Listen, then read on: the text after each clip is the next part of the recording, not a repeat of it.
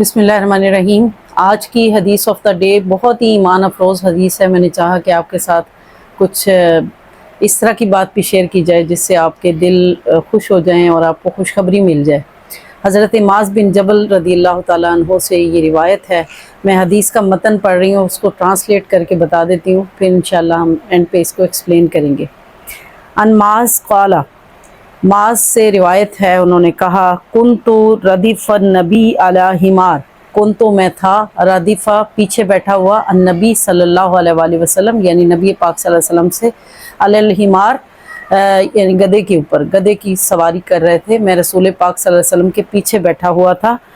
युकालु लहू उफैर, उस गधे का नाम उफैर था। अरब बहुत फसीह लिसान थे, इनके जानवरों के भी नाम थे और बड़े बड़े नाम याद थे इनको। फ़क़ाला, बस रसूल पाक सल्लल्लाहु अलैहि वसल्लम ने फरमाया, या माज़, ए माज़, हल तदरी हक़्क़ल्लाहि अला इबादिही, हल क्या, तदरी तू जानता है, हक़्क़ल्लाहि अल्लाह का हक़, अला इबादिही उसके बंदों पर, क्या तू अल्लाह का हक़ जानता है कि बंदों पर क्या है। वमा हक़्क़ुल इबादी अलल्लाह, और बंदों का हक़ अल्लाह पर क्या है। ए मास, तू जानता है कि क्या अल्लाह का हक़ बंदों पर क्या है और बंदों का हक़ अल्लाह पर क्या है। कुल तो, मास अर्ज़ करते हैं, मैंने अर्ज़ किया, कुल तो मैंने कहा, अल्लाह हुवा रसूल आलम, अल्लाह और उसका रसूल बेहतर जानते हैं। अब ये सहाबा किराम का अदब था कि कोई बात उन्हें मालूम भी होती तो वो कहते नहीं, अल्लाह और उसका रसूल जानते हैं। वो हर वक्त इस बात के ख़्वाह रहते थे कि रसूल पाक सल्लल्लाहु अलैहि वसल्लम के ज़ुबान अक़दस से हम कुछ ना कुछ सुने। तो इसलिए वो इन मामलात में वो हमेशा कह देते थे कि अल्लाह और उसका रसूल ही बेहतर जानते हैं। क़ाला, आप सल्लल्लाहु अलैहि वसल्लम ने फरमाया, फ़इन्ना हक़्क़ल्लाहि अला इबादी अन याबुदूहु, फ़इन्ना पस बेशक, हक़्क़ल्लाहि अल्लाह का हक़, अलल इबादी बंदों पर, अंत अन याबुदूहु कि वो इसकी इबादत करें। अल्लाह का हक़ बंदों पर ये है कि वो इसकी इबादत करें। वला युशरिकू बिही शैया, और उसके साथ किसी किस्म का शिरक ना करें, किसी को उसका शरीक ना बनाएं। व हक़्क़ल इबादी अलल्लाही, और व हक़ और हक़ इबादी बंदों का, अलल्लाही अल्लाह ताला पर, अन ला युअज़्ज़िबा मन ला युशरिक बिही शैया, अन के ला युअज़्ज़िबा वो अज़ाब ना दे, मन ला युशरिक बिही शैया जिसने उसके साथ शिरक नहीं किया। अल्लाह का हक़ बंदों पर यह है कि वो उसकी इबादत करें और उसके साथ किसी को शरीक न ठहराएं, और बंदों का हक़ अल्लाह पर यह है कि वो उनको अज़ाब ना दे जिन्होंने उसके साथ किसी को शरीक नहीं किया। फ़कुल तो, माज़ बड़े खुश हुए, ये बड़ी गैर मामूली बात थी।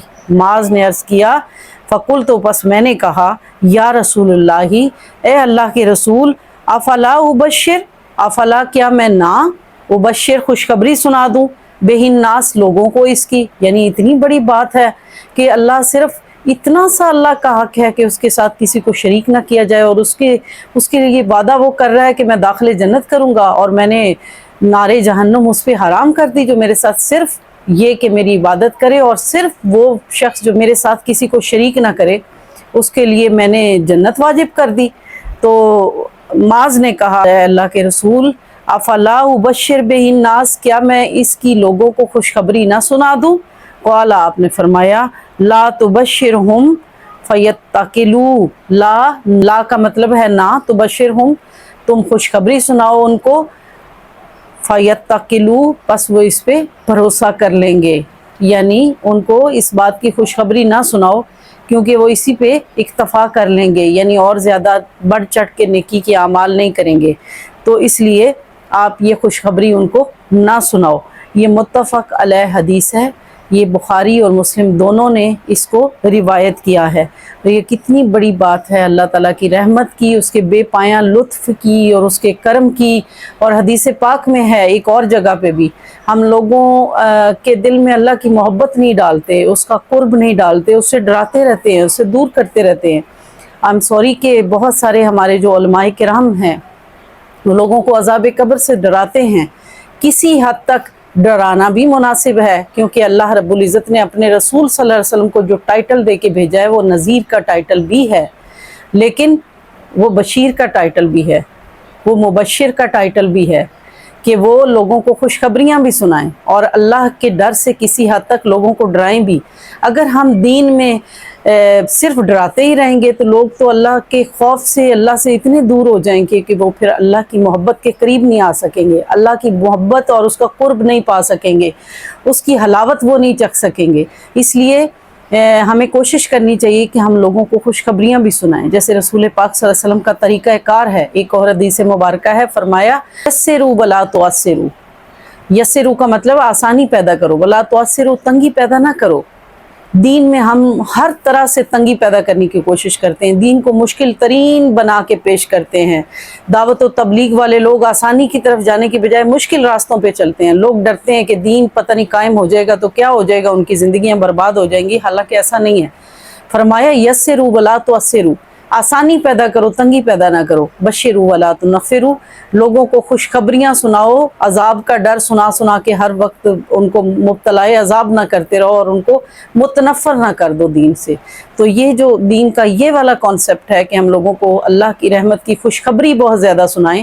یہاں پہ میں ایک روایت کوٹ کروں گی جس سے ہمارا ایمان مضبوط ہوگا۔ قیامت کے دن اللہ رب العزت اپنے رسول مکرم صلی اللہ علیہ وسلم کے تھرو ہمیں قیامت کے احوال بھی اللہ کے رسول صلی اللہ علیہ وسلم نے بتا دیے۔